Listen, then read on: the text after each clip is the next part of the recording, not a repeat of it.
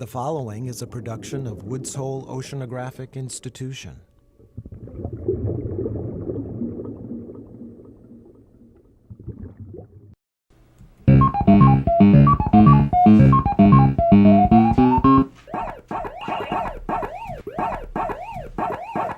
I was really into video games when I was a kid. I probably started playing like Pac-Man and Dig Dug and things like that when I was maybe 8.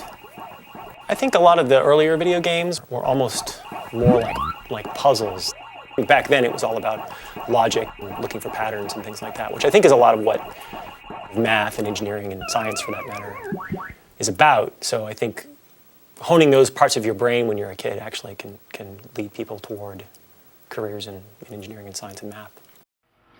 Now I'm in my final year of the WHOI-MIT joint program in ocean engineering. I build autonomous underwater vehicles that explore the ocean. My main interest is using them to take pictures of the seafloor. I really enjoy working with robots. When I was in college, I took a class on mobile robotics, where we were actually programming mobile robots to drive around inside mazes and things in an office building. The whole idea is that these things were supposed to drive around and not crash into things and make their decisions on their own about which way to go to accomplish certain tasks. And it all had to be autonomous, so the computer had to be the thing making all the decisions. And that concept of an embedded computer making decisions and being autonomous really grabbed me. After I finished my undergrad and worked at a few different places, I wound up at NASA Ames Research Center in the Intelligent Robotics Group, which was a group of people who work on technology for things like planetary exploration rovers, like the Mars exploration rovers.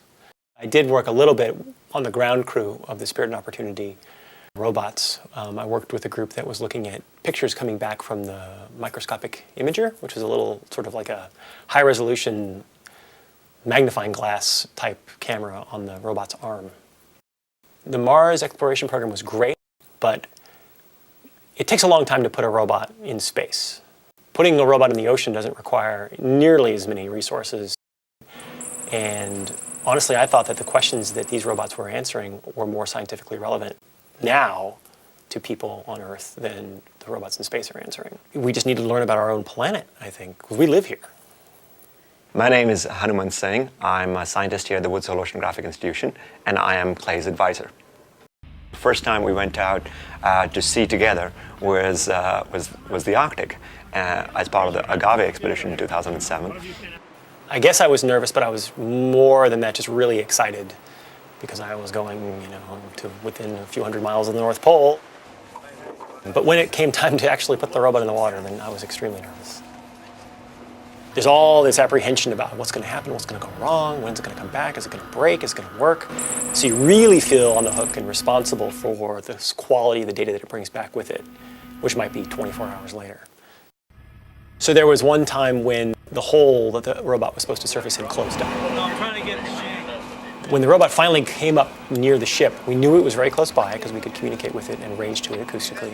But there was no hole in the ice for it to come through. 5 meters depth. Okay, we're still on the surface. We're still on the surface. All right, let's go to another point. Let's go to another point.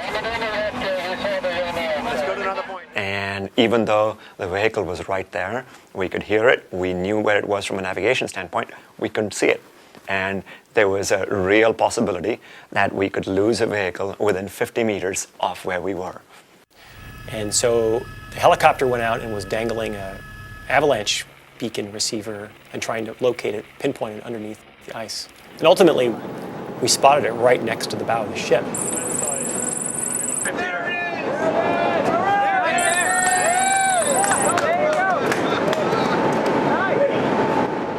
That was definitely one of the most challenging cruises we've ever been on. But that's what we want to do. We want to push the limits of the technology. We want to push the limits of what we can actually do with stuff. And that's what we did. My thesis research here in the joint program is all about making maps of the seafloor, integrating acoustic sort of bathymetry, so kind of like topo maps of the seafloor that you make with sonar, with imagery that you collect using regular cameras. At this current stage, we have these beautiful maps that we can make with sonar, and we have some nice maps that we can make with cameras. But what we'd like to do is take advantage of both kinds. And so what Clay is working on is looking at both sonar mapping and optical imaging and trying to see how he can make both those kinds of maps and fuse them together. The math exists in some ways, but the math is very brittle. And when we use it for underwater work, all that brittleness causes the math to break. So what Clay is trying to do is to try and understand and come up with methodologies that can allow us to do these multi-sensor measurements underwater. I am in the somewhat unusual position of having a family as a grad student. So having a family makes things more complicated in that I have more than one demand on my time.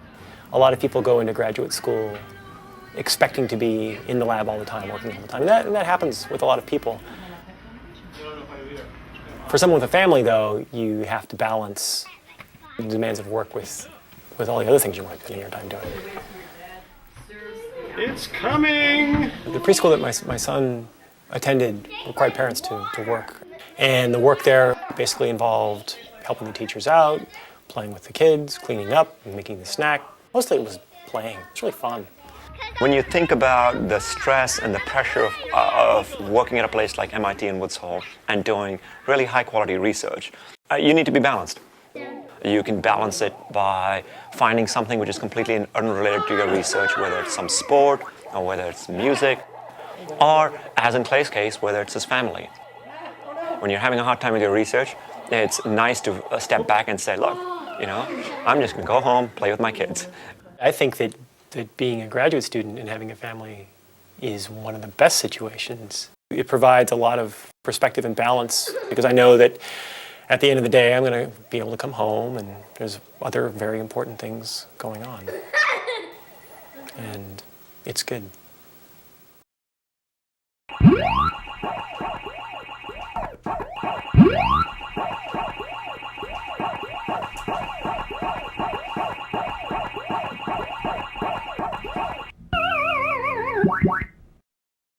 To learn more about Woods Hole Oceanographic Institution, visit us on the web at www.whoi.edu.